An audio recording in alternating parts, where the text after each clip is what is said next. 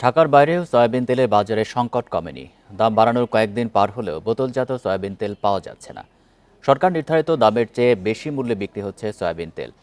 রংপুরে খোলা সয়াবিন তেল ও পাম তেলের দাম খুচরা পর্যায়ে লিটার প্রতি ৫ থেকে ৬ টাকা বেশিতে বিক্রি হচ্ছে।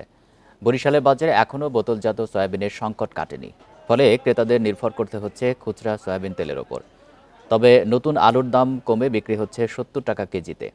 চট্টগ্রামে গত সপ্তাহের তুলনায় অনেকটাই কমেছে সবজির দাম।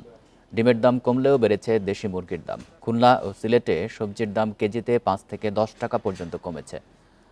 আদা, রসুন ও পেঁয়াজের দামও কিছুটা কম। দাম নিয়ন্ত্রণে রাখতে নিয়মিত বাজার তদারকির দাবি ক্রেতাদের। সয়াবিন তেলের দাম অত্যাধিক বেশি। আগে তৈল কিনতাম ১৪০ টাকা, ৪৫ টাকা, এখন সেই তেল যাইয়ে এখন ১৮০ টাকা কিনতে হয়।